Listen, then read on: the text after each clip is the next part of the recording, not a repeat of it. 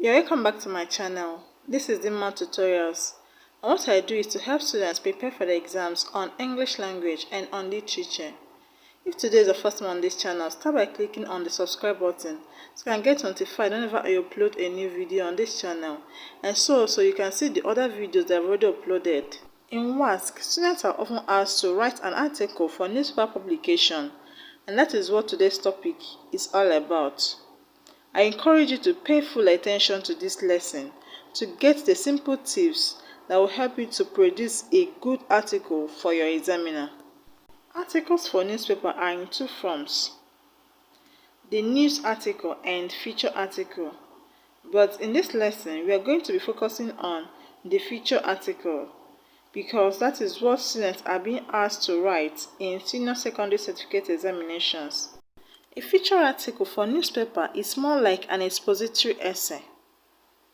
An expository essay or a feature article is one that requires you to explain something fully. It requires you to talk about a topic. Now, let's look at the format a good article would take. The first thing, or the first one, is the title. The title of the essay or the article. Like I've already told you in my previous video on how to write a good essay, you should not underline the heading of your essay or article if you have written it all through in capital letters. But if you have written in small letters, you have to underline. But bear in mind that while writing in small letters, you must make sure you know what part of speech every word in the title belongs. Because if you want to write in small letters, the content words, that is, the words that belong to the major parts of speech, like the nouns, verbs, adverbs, and adjectives, must start with capital letters. And the grammatical words, that is, the words that belong to the minor parts of speech, like prepositions, conjunctions, pronouns, interjections, and determinants, will start with small letters. Then you will make sure you underline. You will make sure you underline the title, but I always advise my students to opt for the all through capital letter method and not bother themselves with underlining and checking to see the words that belong to the major parts of speech and those that belong to the minor parts of speech. Let's take an example from 2018 past questions. The candidates were asked to write an article suitable for publication in a national newspaper discussing two major problems facing their countries and suggest ways of solving them. The title of an article like this could be "The Problems Facing My Country and Ways of Solving Them," or "Two Major Problems Facing My Country and Ways of Solving Them." Whichever one you choose is correct. Please notice that the one I wrote in capital letters, I did not underline. And the one I wrote in small letters, I'm supposed to underline, but I did not underline due to the limited function of the app I'm using to do this video. But you are supposed to underline whenever you write in small letters. Very important, underline whenever you write in small letters. And also notice that it's not every word that I start with small letters. There are some words that I start with capital letters, and there are some words I start with small letters. The ones that I start with small letters are the grammatical words, the words that belong to the minor parts of speech, and the ones that I start with capital letters are the words that belong to the major parts of speech, that is, the content words. After the title of the article, the next thing is the introductory paragraph. The introductory paragraph. This paragraph is one of the most important paragraphs of your article. It's on the first paragraph, which is the introductory paragraph, that you can make your examiner read the rest of your article, or just stop at the first paragraph and scan through the rest of the essay or the rest of the article. To write a good introductory article paragraph, you should have a lead sentence. You should have a lead sentence. A lead sentence is the sentence that grabs and hooks the interest of your reader. A lead sentence is the sentence that grabs and hooks the interest of your reader. in this case your examiner. Sentences like this on the topic of the major problems in my country can arouse the curiosity of your examiner and get him or her hooked to the essay or the article. My country Nigeria can be said to be in a state of flux due to two major problems she has faced over a decade which seem difficult to solve. Another example on the same topic is, the development of my country has been stalled for a very long time due to two major problems. Those are examples of a lead sentence that will arouse the curiosity of your reader because your reader would like to know the problems that have made your country to be in a state of flux over a decade, or the problems that have stalled the development of your country for a long time, as in the second example.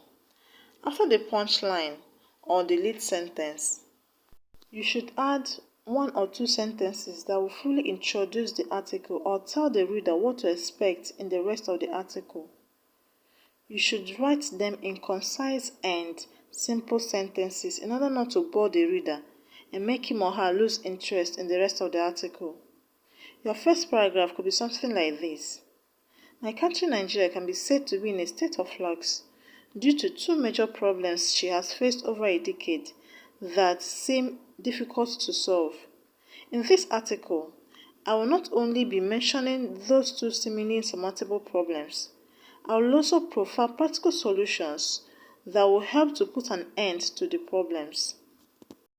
Then, after the first paragraph, the rest of the paragraphs, except the last paragraph, should discuss the ideas or the points you want to make in the article.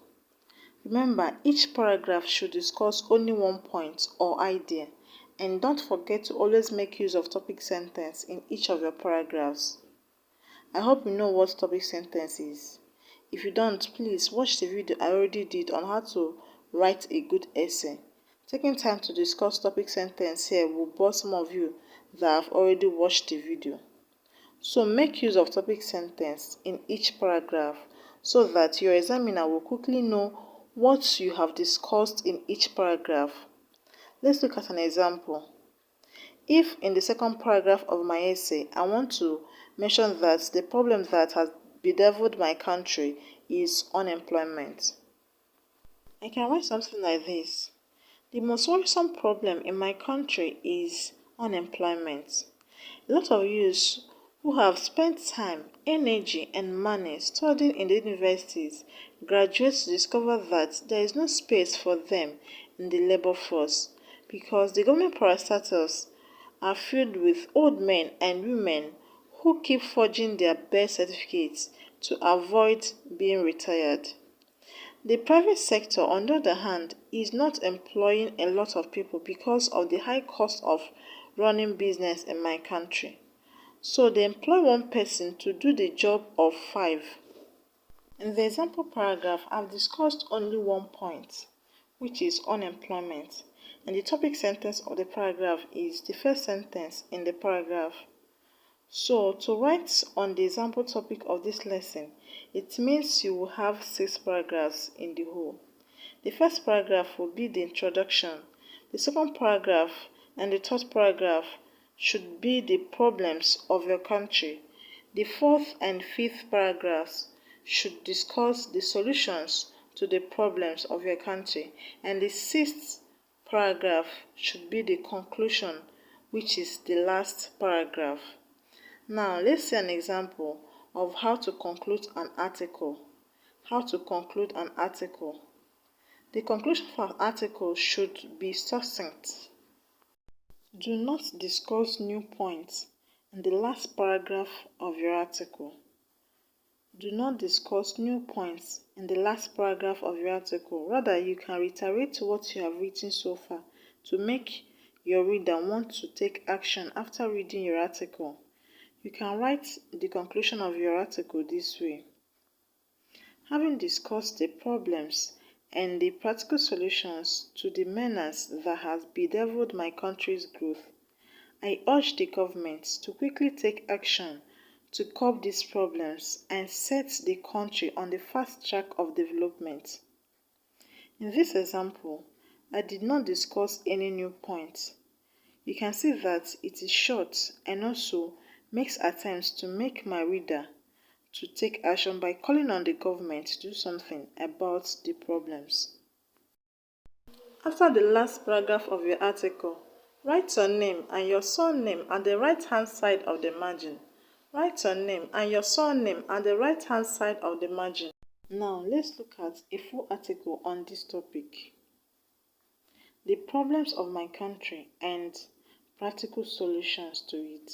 The problems of my country and practical solutions to it. My country, Nigeria, can be said to be in a state of flux due to two major problems she has faced over a decade that seems difficult to solve.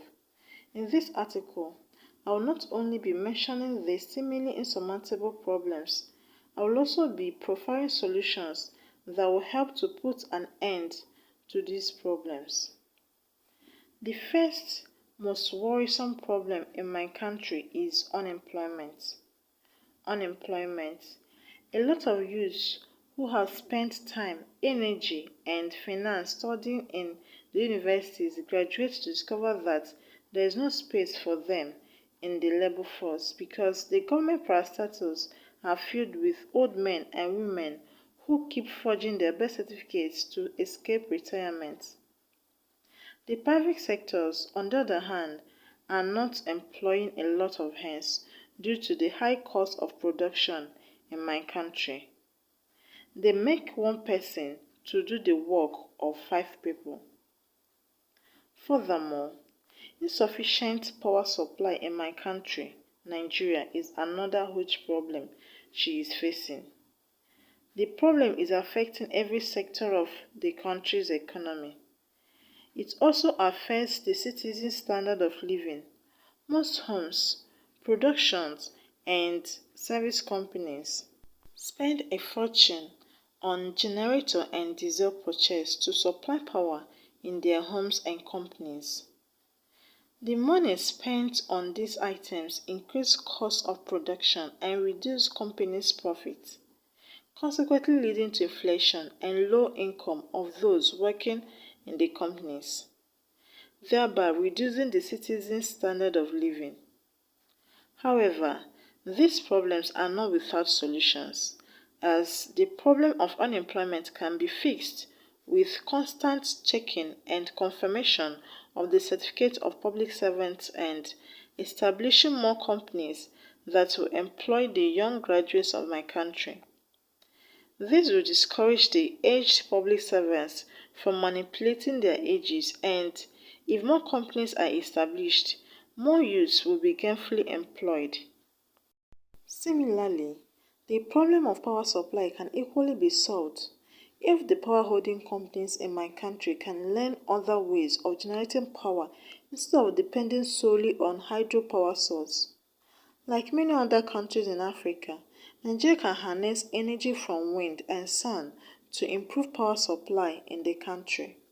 Now we can see that the two most worrisome problems Nigeria is facing are not without solutions. I thereby urge the government to quickly take actions to curb these menacing problems my country is facing and set the country on the fast track of development. This is where I'll draw the curtain of today's lesson. I hope you enjoyed it. I hope you learned something from it.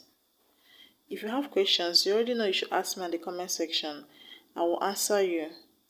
And I'll be leaving the link to the video that I've already done on how to write a good essay in an exam for you at the comment section. Try and watch that video. It will really help you. And please, if you haven't subscribed to the channel, click on the subscribe button so I can get to see all my other videos and also get notified whenever I upload a new video. Subscribing to the channel will also help the channel to grow on YouTube. So if you like this video, if you find my videos helpful, please subscribe. Thank you very much for watching. And don't forget to share the video to your friends and classmates. Let's help as many people as possible to learn how to write a good article in an exam. Thank you very much once again for watching. See you in another video.